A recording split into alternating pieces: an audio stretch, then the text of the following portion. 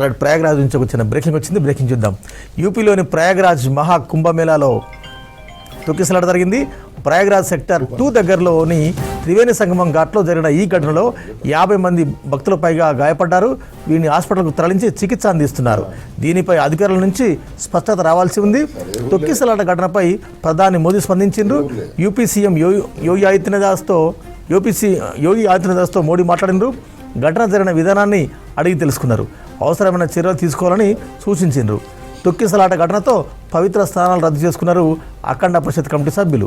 మౌని అమావాస్య సందర్భంగా వివిధ రాష్ట్రాల నుంచి పెద్ద సంఖ్యలో భక్తులు పుణ్యస్నానాలు ఆచరించేందుకు త్రివేణి సంగమం వద్దకు చేరుకుంటున్నారు.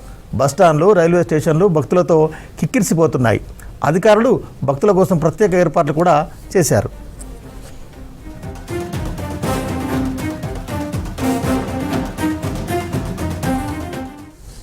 రైట్, ప్రయాగ్రాజ్ ఘటనపై మా ఢిల్లీ కరెస్పాండెంట్ మదర్ ఉన్నారు. మదర్, గుడ్ మార్నింగ్. ఏం జరుగుతుంది? Very good morning Venkat. కుంభమేళాలో ఘోర ప్రమాదం చోటు చేసుకుంది. అది కూడా అర్ధరాత్రి 2 గంటల ప్రాంతంలో జరిగింది.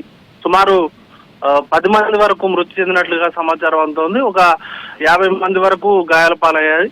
అయితే మౌని అమావాస్య సందర్భంగా పుణ్యస్నానాలు ఆచరించేందుకు భక్తులు ఒక్కసారిగా తలరావడంతో ఈ ఘటన చోటు చేసుకుంది.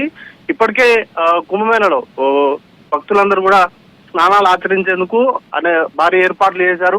అయితే మౌని అమావాస్య సందర్భంగా పుణ్యస్నానాలు ఆచరించేందుకు ఒక టైం అనేది కూడా ఫిక్స్ చేసుకున్నారు. ముహూర్తం అనేది అక్కడ ఒక సమయాన్ని కూడా నిర్దేశించారు. ఆ సమయంలో పుణ్యస్నానాలు ఆచరిస్తే మంచి జరుగుతుంది అనేటువంటి దాంతో చాలా మంది ఒక్కసారిగా వెళ్ళడంతో ఆ బారిగేట్లు అనేది బారిగేట్లు అనేది జరిగిపోవడంతో ఒక్కసారిగా ఈ తొక్కిసలాట అనేది కూడా జరిగింది.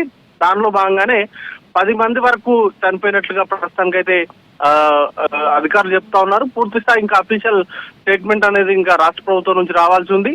ఇప్పటికే ప్రధాని అలాగే కేంద్ర హోంశాఖ మంత్రి ఇద్దరు కూడా యోగి ఆదిత్యనాథ్ తో మాట్లాడారు. సిచ్యువేషన్ కి సంబంధించి రివ్యూ చేస్తున్నారు.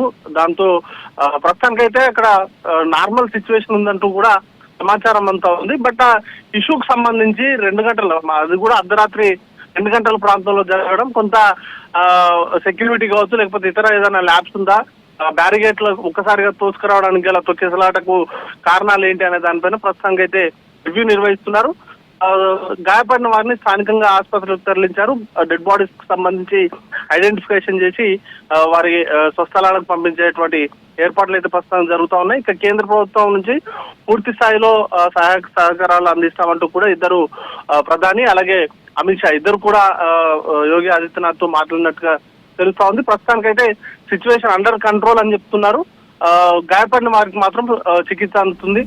కొంత మరణాల సంఖ్య కూడా పెరిగేటువంటి అవకాశం ఉందనేటువంటి వార్తలు వస్తున్నాయి.